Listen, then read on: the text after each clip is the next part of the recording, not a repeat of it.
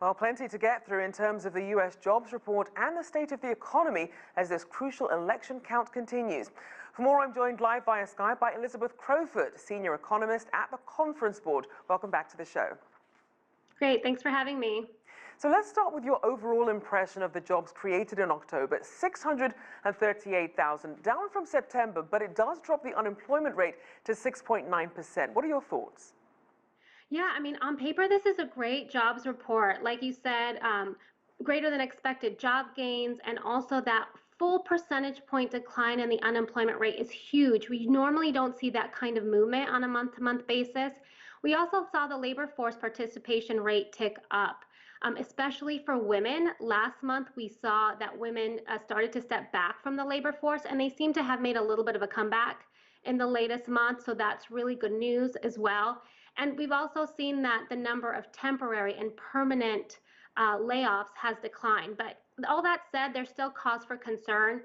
The pace of job growth is slowing, and also the composition of the jobs that are being added. 45% of those jobs were part-time, and there's been an increase in the number of involuntary part-time workers. So they want more hours.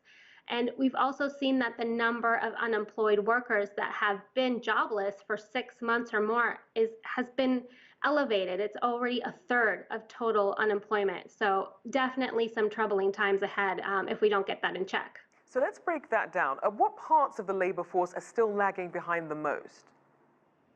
Well, definitely those sectors of the economy that have been impacted by social distancing, businesses and restaurants, in the restaurant industry, airlines, hotels, entertainment and leisure, those types of businesses have been operating at reduced capacity because of the social distancing mandates. So it's really, pulling back the recovery because of that. So let's also talk in terms of the type and quality of jobs that are being gained back. To what degree are they the same or similar to those that were lost? And are we seeing employers hiring differently? Yeah, I mean, we know that the technology sector has really been booming, right?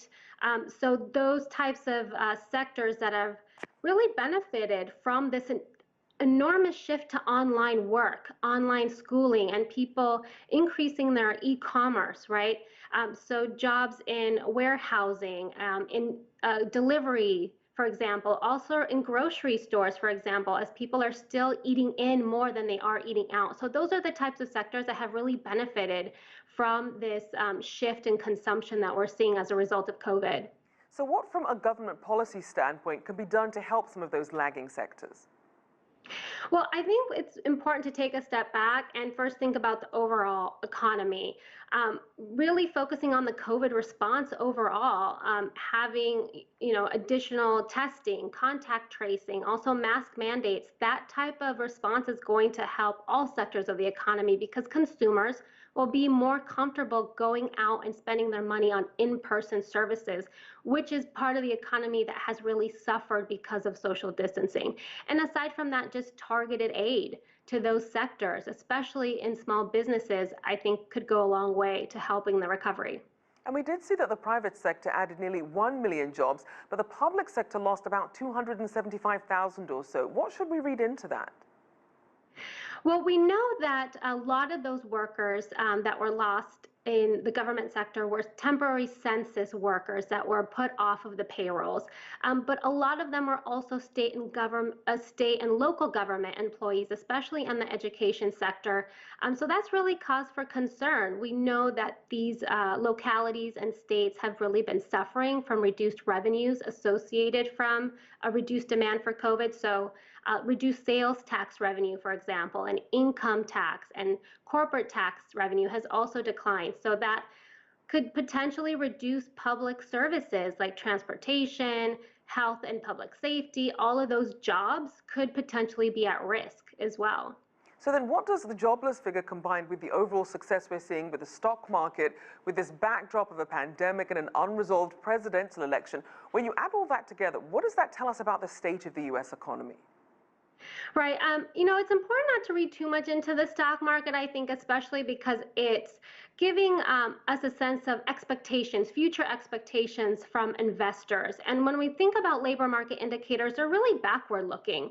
So I think what we can take away from the labor market data today is that pace of job growth and the composition of those types of jobs, and ultimately what that means for workers and their incomes. And then as consumers, to what extent are they going to be able to turn that job opportunity around into spending money on goods and services?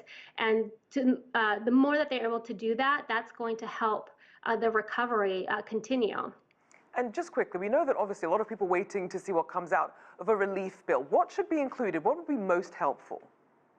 I mentioned the targeted relief to those sectors, but also returning some kind of enhanced unemployment insurance benefit, perhaps not to the level that it was before, but something to help bridge that gap for many unemployed workers that are still suffering from reduced consumption. They're not able to spend as much as they used to, and that can also help boost the recovery in the right direction.